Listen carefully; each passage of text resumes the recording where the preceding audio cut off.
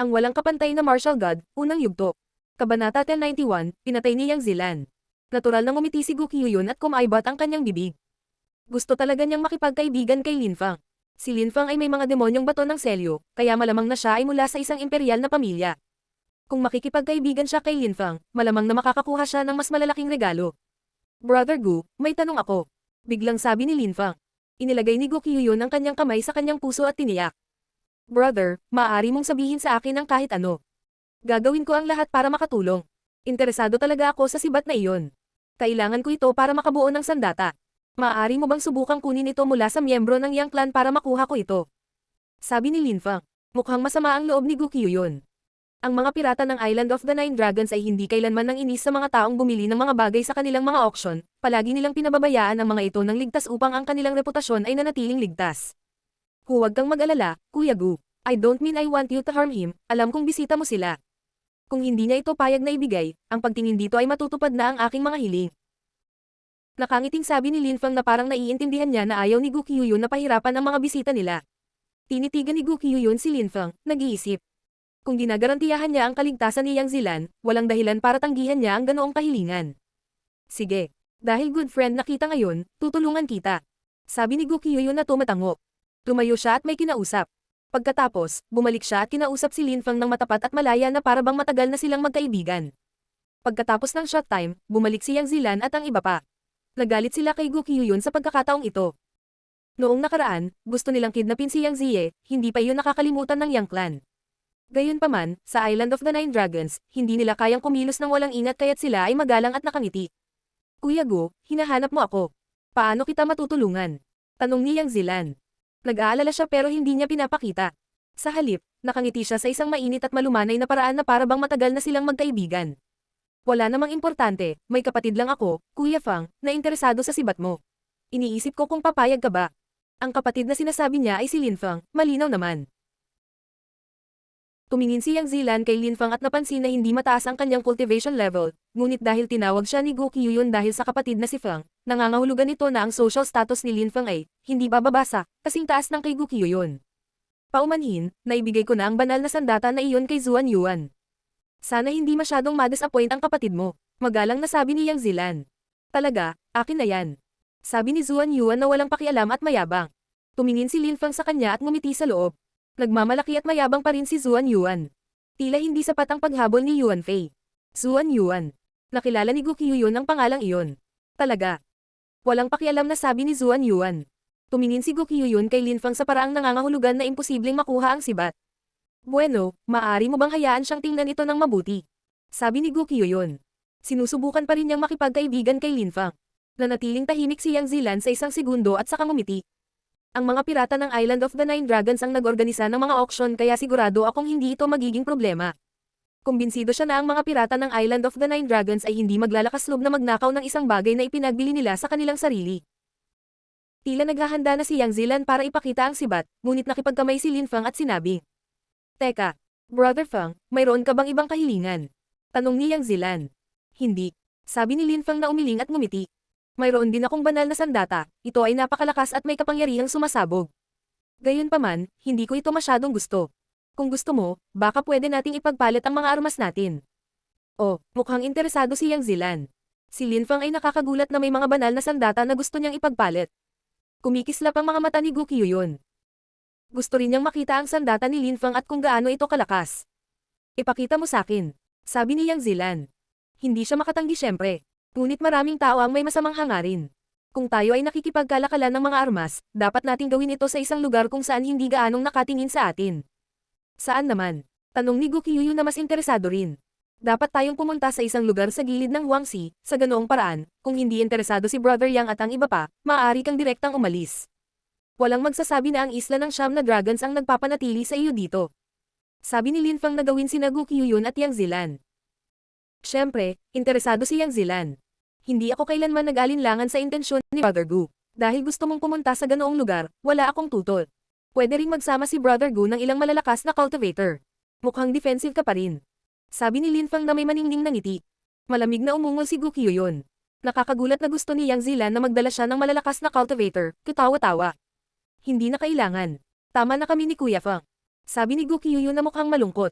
Guro, sabi ng isang malakas na cultivator sa sandaling iyon. Brother Gu, dahil may mga tensyon sa pagitan ng Yang Clan at ng Island of the Nine Dragons, kahit na nagtitiwala ako kay Kuya Yang, iniisip ko pa rin na pinakamahusay na magdala ng ilang malalakas na cultivator. Sabi ni Lin Fang. Sinadya niyang binanggit ang kanilang panloob na tensyon. Talaga, Master. Sabi ng isang malakas na cultivator sa likod ni Gu Qiuyun. Nagdala rin si Yang Zilan ng dalawang malalakas na cultivator. Sabi ko hindi na kailangan. Sabi ni Gu Qiuyun. Hindi niya gusto ang napipilitang gawin. Tumingin siya kay Lin Fang at sinabing, Brother Fang, sa tingin ko ay walang mangyayari sa akin sa Island of the Nine Dragons, kung sino man ang maglalakas loob na salakayin ako, agad na sisirain ng mga pirata ang Yang Clan. Nagkibit balikat si Lin Fang nang walang pakialam. Tungkol kay Lin Fang, hindi man lang nila siya binigyan ng importansya. Ang isang cultivator ng ika-4 na layer ng Tianqi ay walang magawa sa kanila kahit na gusto niya. Sa makatuwid, hindi nila naisip na protektahan si Gu Qiuyun laban kay Lin Fang. Naglakad silang lahat patungo sa dagat at nakarating sa dalampasigan kung saan walang ibang tao. Sinabi ni Lin Fang na mayroon siyang napakalakas na sandata, kaya pumili si Gu Qiuyun ng magandang lugar upang tingnan ito. Kuya Gu, pumunta tayo sa dagat, ano sa palagay mo? Mungkahi ni Lin Fang. Haha, okay, enjoying holy weapons on the sea, how pleasant. Isang ngiti ang lumitaw sa maputlang mukha ni Gu Qiuyun. Nakalusot si Gu Qiuyun hanggang sa ika-6 na layer ng Tianqi. Naglabas siya ng ilang chi at naglakad sa dagat na para bang hindi siya naapektuhan ng nalulungkot na chi. Sumunod si Lin Fang. Kuya Yang, ipakita mo sa amin ang iyong sibat. Sige. Sabi ni Yang Zilan. Biglang, isang napakalakas na chi ang sumalakay sa kapaligiran at naglabas ng mga sipol at pongol. Anong makapangyarihang sibat? Masayang sabi ni Lin Fang. Nais ni Gu Qiuyun na nakawin niya ito. Brother Fang, ipakita mo rin sa amin ang iyong sandata. Sige. Sabi ni Lin Fang na tumatango at nakangiti, ngunit hindi siya masyadong kumilos ng mabilis. Hinintay niyang kumalat ang chi ng sibat. Brother Gu, halika rito. Sabi ni Lin Fang na kamakaway. Hindi maintindihan ni Gu Qiuyun ang ibig sabihin ni Lin Fang, ngunit lumapit pa rin siya kay Lin Fang. Sa sandaling iyon, inilagay ni Lin Fang ang isang kamay sa likod ni Gu Qiuyun at ngumiti ng masama. Parehong nagulat sina Gu Qiuyun at Yang Zilan. Brother Yang, ang lupit mo talaga. Saglit lang namin nakita ang armas mo. Nakakagulat, gusto mo kaming patayin. Matapos kaming patayin, sa tingin mo ba ay pakakawalan ka ng Island of the Nine Dragons? Biglang sabi ni Lin Fang. Parang kakaiba ang boses niya. Nagulat ang lahat sa sinabing ito at walang nakaintindi sa ibig sabihin ni Lin Fang. Hindi rin maintindihan ni Gu Qiuyun. Gusto silang patayin ni Yang Zilan. Ngunit naroon pa rin sila, buhay. Sa sandaling iyon, isang nakakatakot na lakas ang bumagsak sa kanila. Tigilan mo siya. Sigaw ng dalawang matandang malalakas na cultivator sa di kalayuan. Gayunpaman, wala silang oras. Yang Zilan, napakalupit mo, pinapatay ako at si Kuya Gu. Sigaw ni Lin Fang para marinig siya ng kilometro at kilometro ang layo. Agad na nahulog sina Gu Qiuyun at Lin Fang sa dagat ng Huang. Ang walang kapantay na martial god, unang yugto. Kabanata 1092, galit na mga pirata ng dagat ng Huang. Nababaliw ka, sabi ni Gu Qiuyun. Namumutla na siya pero mas namutla pa siya ngayon. Ano ang ginagawa ni Lin Fang? Bakit niya siya dinala sa Huangxi? Nais ba niyang patayin si Gu Qiuyun at ang kanyang sarili? Bakit? Hindi niya naintindihan. Gusto ba siyang patayin ni Lin Fang? Binigyan ba niya siya ng bato ng demonyong selyo dahil gusto niya itong patayin sa simula pa lang? Hindi niya naintindihan.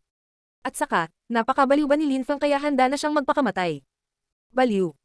Noong nag-uusap tayo kanina, proud ka, sabi ni Lin Fang gamit ang telepathy. Biglang nagalit si Gu Qiuyun. Siya iyon, ang nagsasaka ng ika-4 na layer ng Tianqi.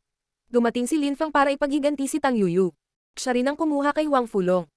Ngayon, gumagamit siya ng teknik para baguhin ang mukha niya, binago pa niya ang kanyang chi. Splash. Pareho silang nahuhulog ng palalim sa tubig. Si Gu Qiuyun ay nakatingin kay Lin Fang. Huwag mong isipin na papatayin ko ang sarili ko para lang patayin ka. Hindi ako kayang patayin ng Huangxi.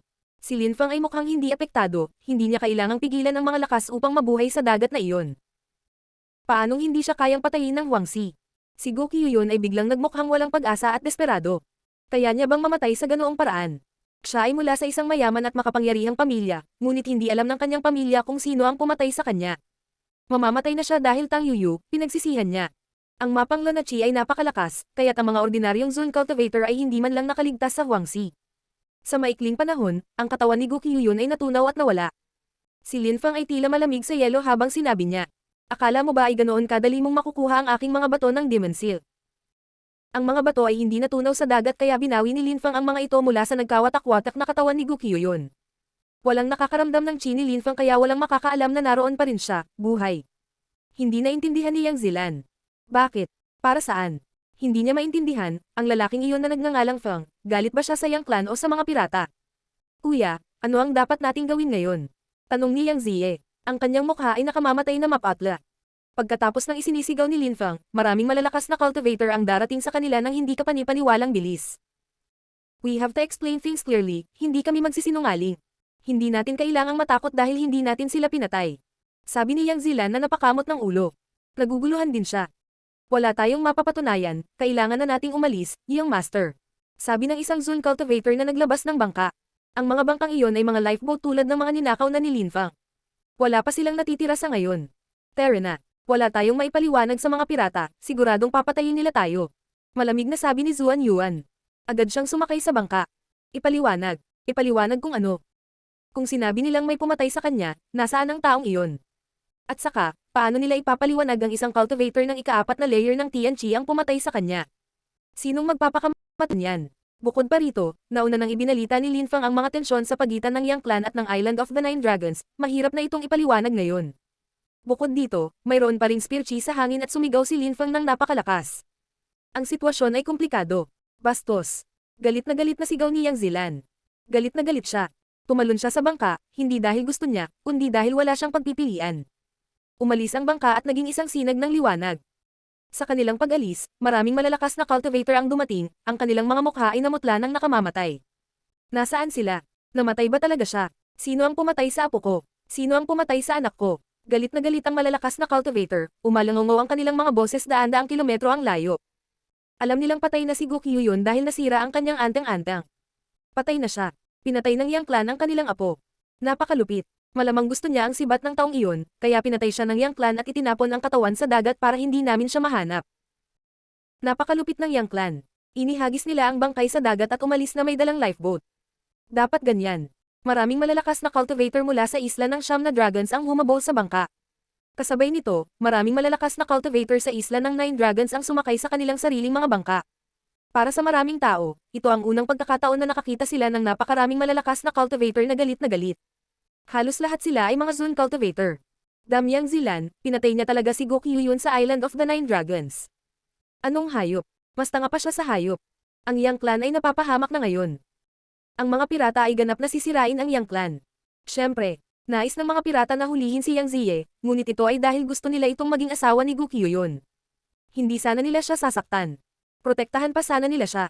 Ang kanilang mga pamamaraan ay medyo hindi kinaugalian. Ang Yang Zilan na iyon ay masyadong handgal, pinatay niya si Gokyu yun at ngayon ay babayaran niya ito. Hindi nila maintindihan ang nararamdaman ni Yang Zilan. Hindi nila maisip na may nagplano nito sa ganoong paraan. Kung si Lin Feng ay hindi namatay sa Huangxi, siya na sana ang naglabas sa kanya at siya mismo ang pumatay. Hindi alam ng karamihan na naisip ni Lin Feng ang ganoong plano. Ginamit ni Lin Feng ang kanyang anino upang lumabas mula sa dagat at pagkatapos ay binago niya muli ang kanyang hitsura upang walang makakilala sa kanya. Nang makita niyang umaalis ang mga pirata sakay ng kanilang mga bangka, nakaramdam siya ng saya at malamig na ngumiti. At sinaktan ng mga pirata ang kanyang malalapit na kaibigan, ikaw at ang iba pa. Inilibing nila ang mga ito sa dagat ng Huang, kaya hindi sila mapapatawad ni Lin Feng. Sana magkaroon ka ng magandang laban. Kung mas trahedya ito, mas mabuti. Bulong ni Lin Feng na parang wala siyang kinalaman sa kanilang digmaan.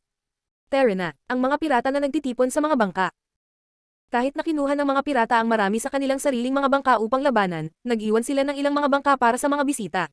Si Lin Feng ay nasa isa sa kanila at sila ay patungo sa bahwang. Si Lin Feng ay nag-trigger ng isang mahusay na digmaan, paano niya ito mapalampas? Ang walang kapantay na martial god, unang yugto. Kabanata 1093, ang mga guho sa dagat ng Huang. Si Lin Feng ay nasa isa sa mga bangka ng mga pirata. Marami siyang narinig tungkol sa tensyon sa pagitan ng Island of the Nine Dragons at Yang Clan. Ang bangkaman ng Yang Clan o ang maraming bangkang sinakyan ng mga pirata para pumunta sa bahwang, lahat sila ay mas mabilis kaysa sa bangkang sinasakyan ni Lin Feng. Darating sila sa bahwang bago si Lin Feng.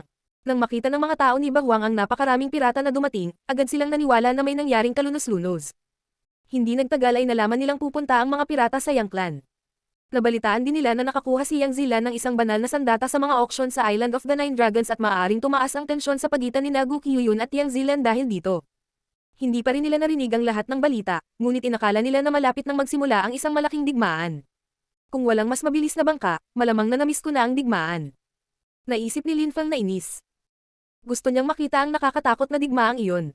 Nang higit pa si Lin Feng, nagpa siya siyang pumunta sa Tianjin City sa halip na Yang Clan. Sina Huang Fulong at Lin Fang ay napagkasundoan na magkita doon. Hindi pa rin sigurado si Lin Fang kung si Yuyu at ang iba pa ay patay na o hindi. Kailangan niyang pumunta sa mga guho na iyon na sinabi sa kanya ni Huang Fulong. Hindi siya natakot sa tiwangwang chi ng Huang Si. Maraming mga Zun cultivator ang hindi man lang makalaban sa kanya sa aspetong iyon. Pagdating doon, malalaman niya kung ligtas ba ang mga kaibigan niya o hindi. Kailangan niyang suriin, kung hindi, palagi siyang mag-aalala. Papunta sa Tianjin City, narinig ni Lin Fang ang maraming tao na nag-uusap tungkol sa hidwaan sa pagitan ng Yang Clan at ng mga pirata. Gaya ng inaasahan, ang mga pirata ay nagpunta sa teritoryo ng Yang Clan, ngunit hindi nila hinayaan na patayin nila si Yang Zilan. Pinahahalagahan ng Yang Clan si Yang Zilan kaya pinrotektahan nila siya. Nagsimula ang isang kakilakilabot na digmaan at maraming tao ang namatay. Maraming Zun Chi layer at iba pang napakalakas na cultivator ang nakipaglaban. Ang teritoryo ng Yang Clan ay ganap na nawasak.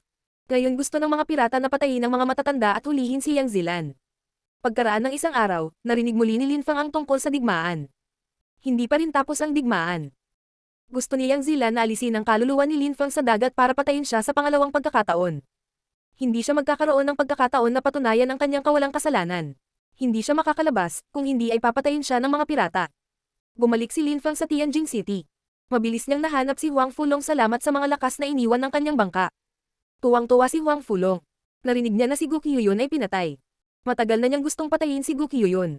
Sana pinatay ko siya gamit ang sarili kong mga kamay. Sabi ni Huang Fulong.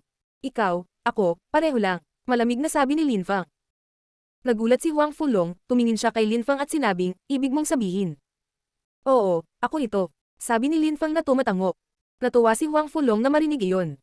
Minsan sa Tianjin City, pareho silang nakarinig ng higit patungkol sa sitwasyon sa Yang Clan. Nabalitaan nila na sa wakas ay natapos na ang digmaan at ang magkabilang panig ay nawalan ng maraming tao.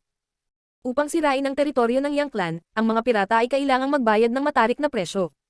Halos tapos na silang sirain ang Yang Clan nang dumating ang Zuan Yuan Clan para tumulong. Sinabi ni Zuan Yuan sa kanila ang totoo. Alam ng mga pirata kung gaano kalakas ang Zuan Yuan. Tungkol sa katotohanan ni Zuan Yuan, galit na galit ang mga pirata. Kinuwestiyon ba niya ang kanilang katalinuhan? Bakit magpapakamatay ang isang cultivator ng ika-4 na layer ng Tianchi kasama si Gu Qiuyun at akusahan ng Yang Clan? Posible ba iyon? Akala ba niya bobo ang mga pirata? Iyon ay isang kakilakilabot na dahilan. Nabigo si Lin Fang. Sinira ni Zuan Yuan ang kanyang plano. Gayunpaman, alam niyang hindi sila patatawarin ng mga pirata. Kahit na naniniwala sila kay Zuan Yuan, nakipaglaban na sila sa isang mahusay na digmaan, ngayon ang sitwasyon ay hindi madaling malutas. Huang Fulong, dalhin mo ako sa mga guho na iyon. Sabi ni Lin Fang na naglabas ng bangka. Lin Fang, maaring itapon tayo ng mga pirata sa dagat, at kung wala sila, hindi tayo makakarating. Sabi ni Huang Fulong na umiling. Dalhin mo ako doon. Sabi ni Lin Fang. Nang makita ni Huang Fulong ang determinasyon ni Lin Fang, bamantong hininga siya at sinabi, sa palagay ko ay magiging maganda kung ano na sila. Una, kailangan nating pumunta sa Island of the Nine Dragons. Umalis kami dun last time kaya tatandaan ko ang daan kung magsisimula doon. Hindi gaanong nagsalita si Lin Fang dahil agad nilang pinangunahan ang bangka patungo sa Island of the Nine Dragons. Sa pagkakataong ito, hindi na niya ipinaalam sa sino mang darating siya. Kung nakita nila ang bangka niya, baka magkagulo siya. Dinala ni Lin Fang si Huang Fulong sa gilid ng isla at pinakinggan si Huang Fulong. Ang bangka ay hindi masyadong mabagal o masyadong mabilis. Naalala ni Huang Fulong ang daan ng humigit kumulang, hindi eksakt. Makalipas ang isang araw, hinahanap pa rin nila ang lugar na iyon. Si Lin Fang ay mukhang labis na nag-aalala at natatakot. Ikaw at ang iba pa ay nagkaproblema dahil sa kanya. Pinasama niya sila sa kanya, gusto niyang maging mga alagad din ng Imperial Cultivation. Ngayon, gayunpaman, siya lamang ang naging alagad ng Imperial na paglilinang. Hindi niya alam kung buhay pa ang mga kaibigan niya. Napakalupit ng mundo. Bukod sa kanyang mga magulang at asawa, marami rin siyang pakialam sa kanyang mga kaibigan. Inaasahan niyang tuklasin ang kanyang mga kaibigan ng mundo kasama niya at ngayon ay si Huang Fulong na lang ang natitira. Naglabas si Lin Fang ng isang bote ng alak. Marami siyang mamahaling gamit sa kanyang singsing, kasama na ang ilang bote ng alak.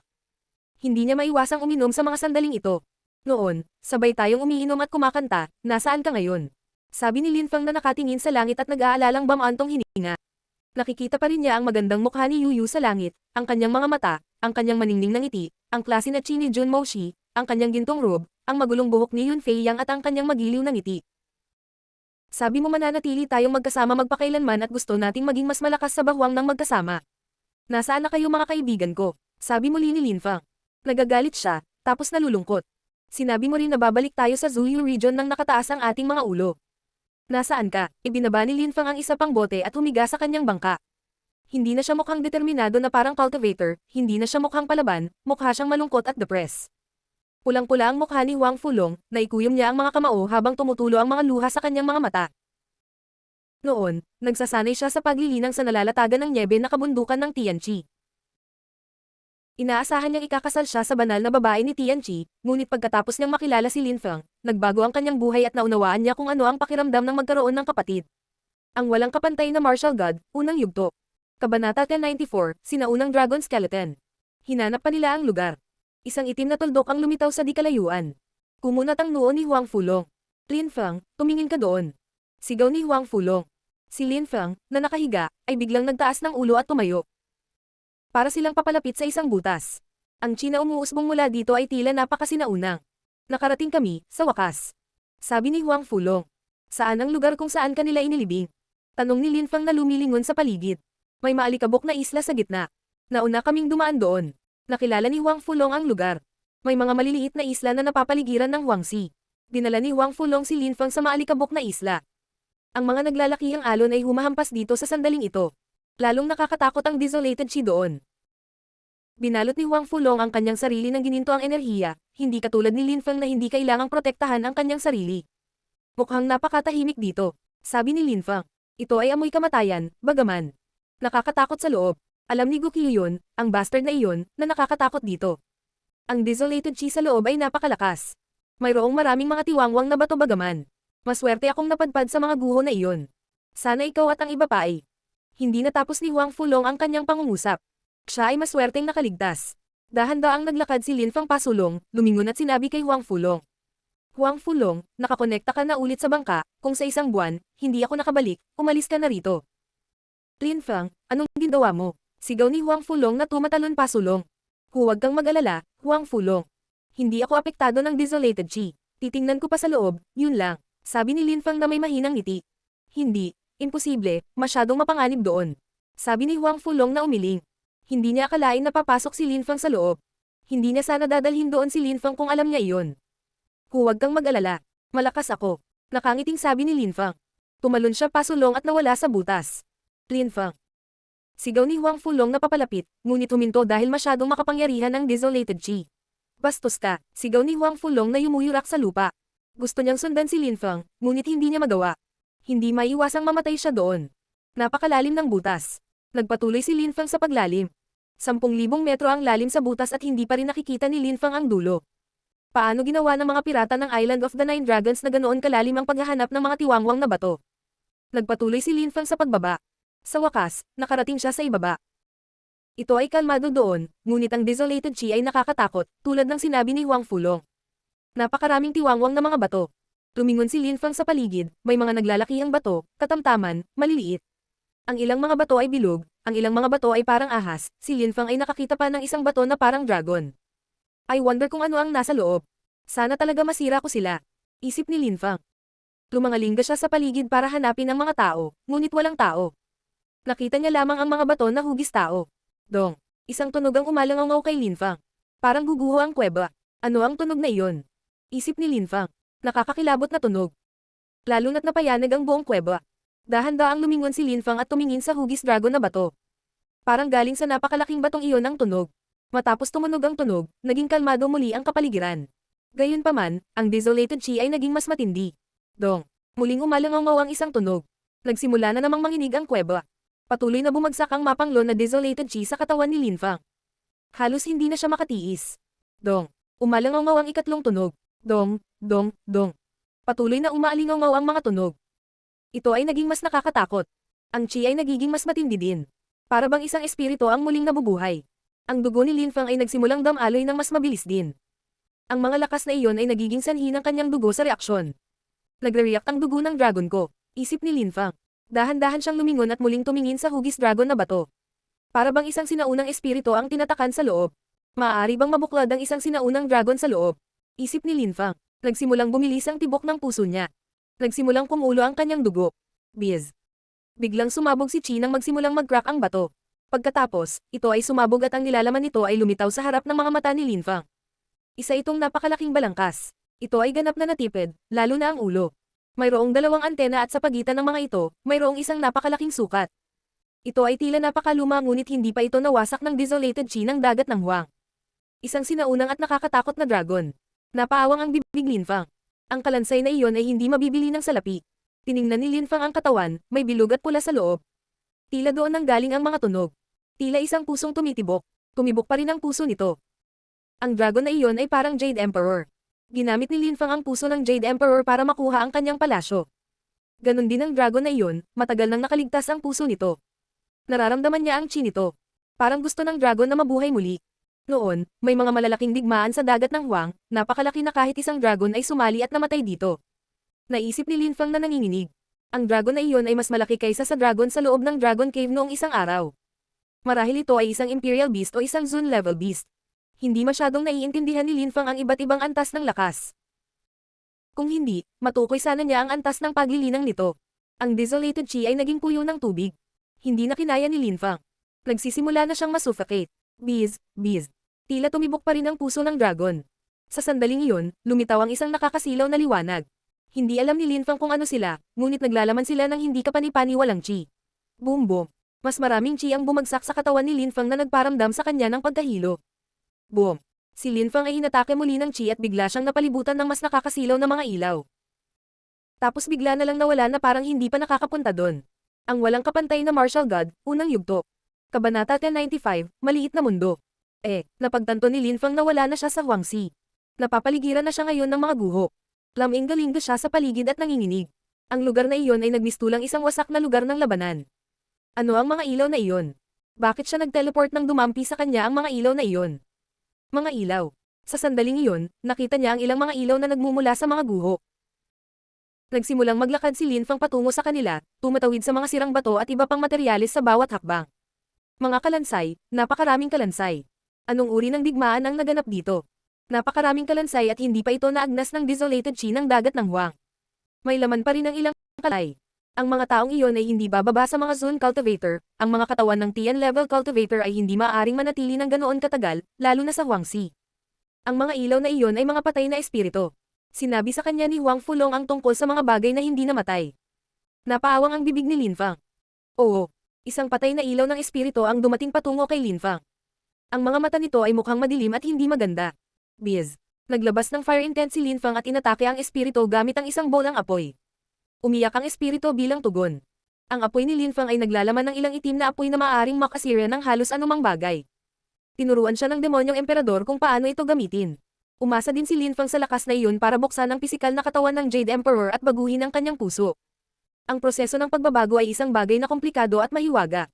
Hindi gaanong naiintindihan ni Linfang ang proseso ng pagbabagong anyo, kaunti lang, ngunit nagawa pa rin niya itong gawin. Gayunpaman, kahit na may ganoong lakas, hindi kayang sirain ni Linfang ang espiritu. Nakaramdam ng inis si Linfang.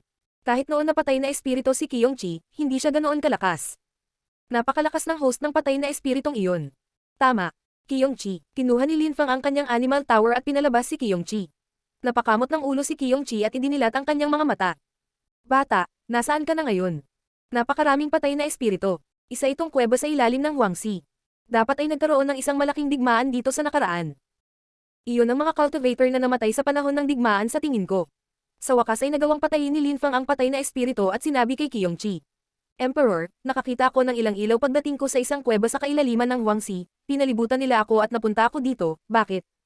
May nakita ka bang ilaw? Biglang dilat ang mga mata ni Qiyongqi. Nagulat si Linfang. Ano ang nangyayari? Bata, napakaswerte mo at nakahanap ka ng ganoong lugar, bakit hindi mo ako pinalabas noon? Sabi ni Qiyongqi na nakatitig kay Linfang sa kakaibang paraan. Alam niya kung bakit napunta si Linfang sa abandonadong lungsod na iyon matapos mahawakan ng mga ilaw na iyon. Hindi ka panipaniwalang maswerte. Si Linfang ay mukhang may pag-aalinlangan. Aniya, so anong nangyayari? Bakit sinabihan ako ng kaibigan ko na huwag akong bumaba dito? Ignorante ang kaibigan mo. Ibig sabihin hindi pa siya sapat para pumunta dito, kaya syempre naisip niya na delikado. Hindi niya alam na marami lang ang nangangarap na makarating dito. Sabi ni Qiyongqi, anong uri ng cultivator ang hindi gustong makahanap ng kamanghamanghang lugar na iyon? Bata, kung alam ng ibang tao ang lugar na iyon, mababaliw sila. Ang iyong kaibigan ay talagang hindi isang mahusay na cultivator. Mapanuksong sabi ni Qiyongqi. Nagulat si Linfang. Alam ni Qiyongqi ang maraming bagay. Si Huang Fulong ay nagmula sa Tianqi sa Ganyu, ngunit hindi pa siya nakakita ng marami sa kanyang buhay at naisip na ang lugar na ito ay mapanganib. Hihihi, may katawan din ng emperador dito. Ungol ni Qiyongqi, kumikislap ang kanyang mga mata, ngunit mabilis siyang kumalma. Bigla siyang tumingin kay Lin Fang sa malupit na paraan. Tinatakan ni Lin Fang ang kanyang espiritu sa isang hayop. Emperor, itigil mo na ang kalokohan. Ano ang lugar na ito? Tanong ni Lin Fang nang marinig niyang bamulong si Qiyongqi. Napaka-curious niya. Wala kang alam. Sabi ni Qiyongqi kay Lin Fang. Mukhang mapagmataas at mayabang, sinabi niya. Ito ay isang maliit na mundo. Isang maliit na mundo. Si Lin Fang ay nalilito. Arf, isa akong emperor, lagi kang kasama pero, kakaunti pa rin ang naiintindihan mo. Napabuntong hininga si Lin Fang. Parang gusto niyang suntukin si Qiyongqi. Ano ang lugar na iyon? Hindi ba niya kayang sabihin sa kanya imbes na ipagyabang niya ito? Nakapunta ka na sa teritoryo ng Yang Clan at sa Tiantai at iba pa, at hindi mo pa rin alam ang tungkol sa maliliit na mundong ito. Agresibong tanong ni Qiyongqi. Yang Clan, Tiantai. Nagsimulang kumislap ang mga mata ni Lin Fang. Bigla niyang naalala si Shengang. Ang mga lugar na iyon ay lumitaw na parang wala. Sila ay lumitaw lamang sa ilalim ng ilang mga pangyayari. Bumalik sa Tianjin City, hindi niya makita ang Tiantai, ngunit sinimulan niyang makita ang Tiantai pagkatapos niyang umakyat sa hagdan. Maliit bang mundo ang lahat ng lugar na iyon? Ang mga emperador ay maaaring lumikha ng kanilang sariling maliliit na mundo upang hindi sila makita ng mga tao mula sa labas. Sa kasaysayan ng kontinente ng Siyam na Ulap, nagkaroon ng maraming emperador, at de facto, maraming maliliit na mundo. Gayunpaman, ang Yang Clan ay hindi kailanman nagkaroon ng emperador na nangangahulugang ninakaw nila ito, sinalakay nila ang maliit na mundo ng ibang tao. Paliwanag ni Qiyongqi sa maluwag na paraan. Biglang naintindihan ni Lin Fang. Naunawaan niya na ang mahiwagang mundo ni Jade Emperor ay talagang isang maliit na mundo. Pumunta ka dito sa pamamagitan ng mga ilaw. Ang mga ilaw na iyon ay ang maliit na mundo. Ang isang maliit na mundo ay matatagpuan sa isang patak ng tubig, sa isang butil ng buhangin, sa isang bituin, sa isang batis ng tubig. Maraming iba't ibang anyo. Hindi ka man lang makapag-imagine. Napakaswerte mo na napunta ka sa maliit na mundo ng emperador, bukod pa doon, patay na siya which means he stings. Hihihi. Nakaramdam ng pananubik si Qiyongqi na parang nakakita siya ng kayamanan. Sinabi ni Huang Fulong na may nagligtas sa kanyang buhay. Parang dumating din siya sa maliit na mundong ito. Baka hindi niya naiintindihan ang nangyari sa kanya at inakala niyang delikado ito. Isip ni Lin Fang. Maraming ilaw sa dagat ng Huang, at kung lahat sila ay maliliit na mundo, nangangahulugan ito na lahat sila ay kumakatawan sa isang emperador. Tila maraming mga emperador ang namatay noong dakilang digmaang iyon noong unang panahon. Nagsimulang tumibok ang puso ni Lin Fang. Napakaraming emperador ang namatay sa panahon ng dakilang digmaang iyon kaya lahat ng maliliit na mundong iyon. Si Lin Fang ay nagsimulang manginig. Si Huang Fulong ay napunta pa nga sa isang maliit na mundo, kaya paano naman ang Yuyu, Jun Moshi at Yun Feiyang? Napunta rin ba sila sa ibang maliliit na mundo? Siguro natanggap nila ang mga turo ng ilang dakilang emperador. Nagkaroon ng pag-asa. Bata, huwag ka nang mangarap ng gising. Kahit na walang buhay sa maliliit na mundong iyon, ang mga emperador ay namatay sa kanila, kaya kailangan mong pangalagaan ang mga patay na espiritu. Pinabalik ni Qiyongqi si Lin Fang sa kanyang katinuan. Napagtanto ni Lin Fang na medyo nagiging masigasig siya. Maaring mapanganib ang maliliit na mundong iyon, kung hindi, hindi natakot si Huang Fulong. Damn! Nanumpa si Lin Fang. You got the void fire at mas malakas ka pa sa akin. Mas madali para sa iyo na patayin sila, kaya bakit kailangan kong lumaban ng mag-isa? Bata, dahil ganyan ka magsalita, hindi kita tutungan. Tingnan natin kung makakalabas ka ng buhay, at ang mga bagay na iyon, maaari mong subukan at labanan ang mga ito sa iyong sarili. Hindi kita tutulungan. Sabi ni Qiyongqi na naglakad palayo. Mas marami pang patay na espiritu ang dumarating kay Lin Fang. Napakabastos na emperador. Nainis si Lin Fang. Ang mga patay na espiritong iyon ay mahirap pakitunguhan. Wow! Isang multo ang lumapit kay Lin Fang at sinubukang ipasok ang kanyang ikatlong mata. Hindi. Kinamayan ni Lin Fang ang kanyang kamay, lumitaw ang apoy habang inaatake niya ang patay na espiritu, ngunit hindi niya ito nagawang harangan. Nagpatuloy ang paggalaw ng espiritu. Napakalakas nila at si Qiyongqi ay nagtatago sa likod niya, napakawalan Jia. Bakit niya hinayaang masipsip ni Qiyongqi ang walang laman na apoy kung hindi niya ito tutulungan? Slash, slash. Muling lumipat ang mga ilaw patungo sa ikatlong mata ni Lin Fang. Gusto ng mga espiritong iyon na sakupin ang kanyang katawan. Mamatay. Lumitaw ang nakasisilaw na apoy at naging dagat ng apoy. Ang lahat ng mga patay na espiritu ay biglang nagsimulang mag-alab, ngunit hindi sila namatay.